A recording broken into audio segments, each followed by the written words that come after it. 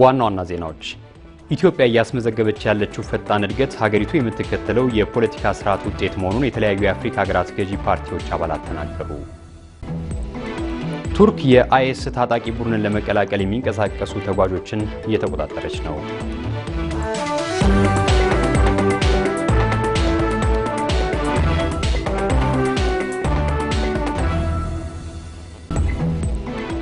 እንደምንላችኋል ተመልካቾቻችን የኢትዮጵያ ብሮድካስቲንግ ኮርፖሬሽን ነው። ከዕለተ ዓርብ የቀትር ዜናዎች ጋር አበበ ነኝ። አብራችሁን ቆዩ።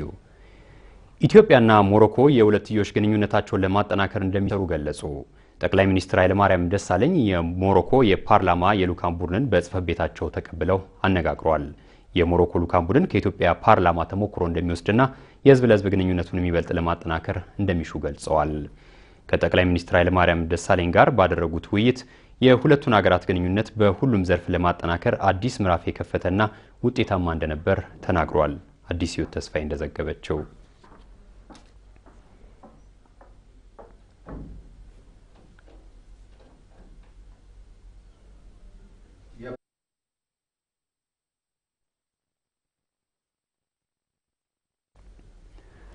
ጠቅላይ ሚኒስትር ኃይለማርያም ደሳለኝ እንደ ምርጫ ቦርድ ያሉ በህግ የተቋቋሙ ተቋማትን አላግባብ ስም በሚያጠፉ አካላት ላይ ህጋዊ እርምጃ ሊወሰድ ይገባል አሉ።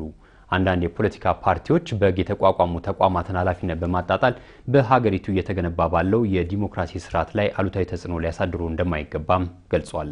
ለሚከተለው ይቀርባል። ገለልተኛ ምርጫ ቦርድ በሌለበት ደግሞዋለሁ ገለልተኛ ምርጫ ቦርድ በሌለበት ፍርድ ቤት በሌለበት አገር በሪፖርቱ ውስጥ የገለጹትን አይነት ምርጫ ከየት ነው የምናመጣው? የምርጫ ቦርድም ሆነ የፍርድ ቤቶች ተጠሪነታቸው ለዚህ የተከበረው ምክር ቤት ነው፣ ለአስፈጻሚው አካልም አይደለም። ስለዚህ እነዚህ ለምክር ቤቱ ተጠሪ የሆኑ ተቋማት የዲሞክራሲ ምሰሶዎች ናቸውና ዲሞክራሲ በአገራችን እንዲያብብ እነዚህ ተቋማት ባላስፈላጊ ማንቋሸሽ ስራ ውስጥ ተገብቶ መከድ አለበት የሚል እምነት የለኝም። የደቡብ ኮሪያንና የኢትዮጵያን የሁለትዮሽ ግንኙነት ሊያሳድጉ በሚችሉ ዘርፎች ላይ ለመምከር የኮሪያ ምክትል ጠቅላይ ሚኒስትርና የትምህርት ሚኒስትሩ ዋንግ ውዬ አዲስ አበባ ገቡ።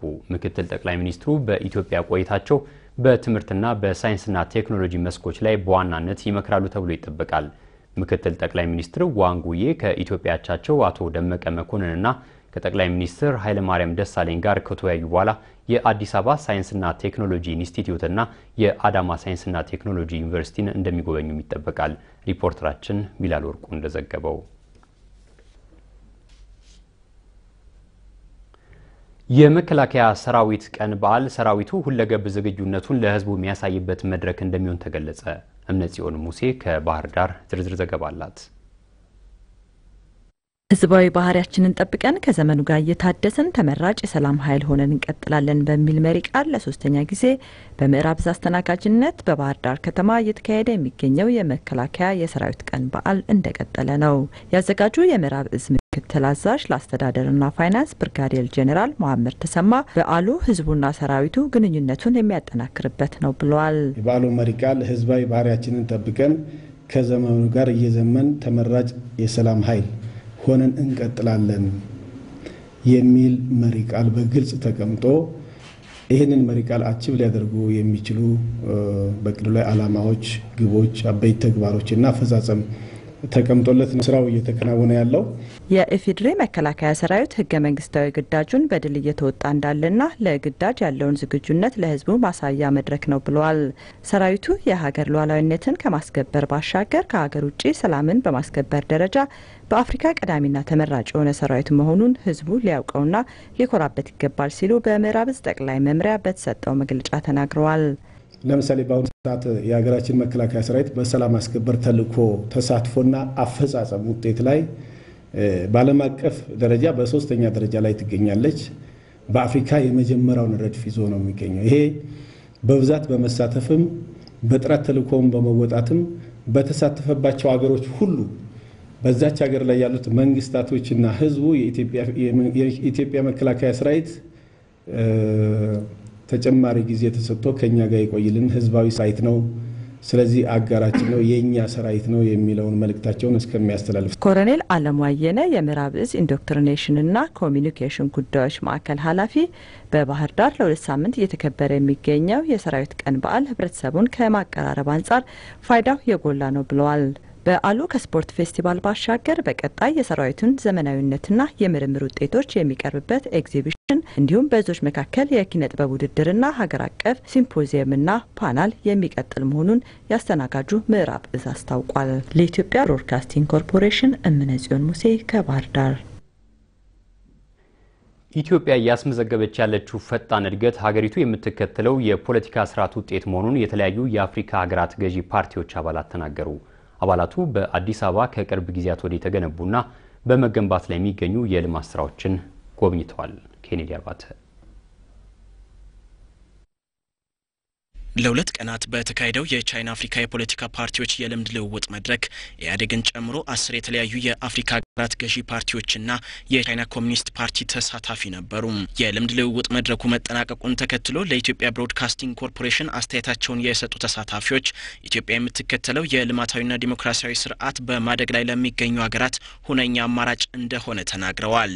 CPC and African parties የቻይና ኮሚኒስት ፓርቲና የአፍሪካ ፓርቲዎች በሁለት ቀናት ውይይት ለየሀገራችን የሚጠቅም ልምዶችን ተለዋውጠናል።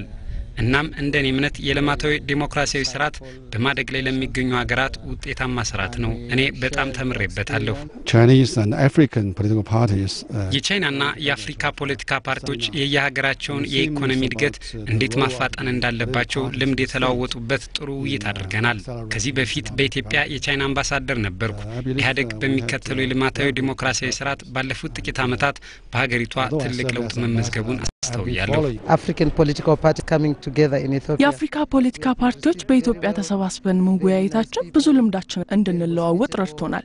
የአፍሪካን ህዳሴ ለማረጋገጥ የሚያስችለንን ስርዓት እንድንከተል ያስችለናል። ተሳታፊዎቹ በአዲስ አበባ የተለያዩ የመሰረተ ልማት ግንባታዎችንም ጎብኝተዋል።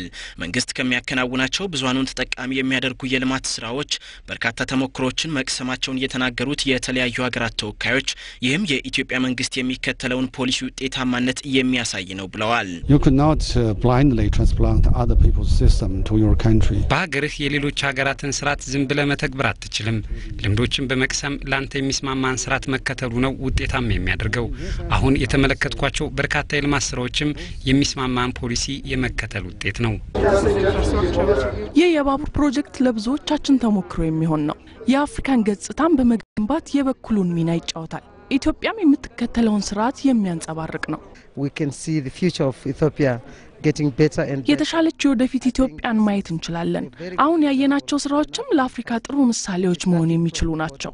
መድረኩ ህዝብን የሚያሳትፍ ስርዓት በመዘርጋት የየሀገራቱን እድገት ለማፋጠን የሚያስችሉ ተሞክሮችን ለመቅሰም ያስቻለ መሆኑን የገለጹት የኢህአዴግ ጽህፈት ቤት የውጭ ግንኙነት መምሪያ ኃላፊ መሐመድ ሰጣኝ ፓርቲዎቹ በቆይታቸው ስኬታማ ውይይት ማድረጋቸውን ተናግረዋል። ልምዶችን በመለዋወጥ የየሀገሮቻችን ህዝብ እድገት ማፋጠን አጠቃላይ የአፍሪካን ህዳሴ እንደማረጋገጥ አርገን ነው የምንወስደው።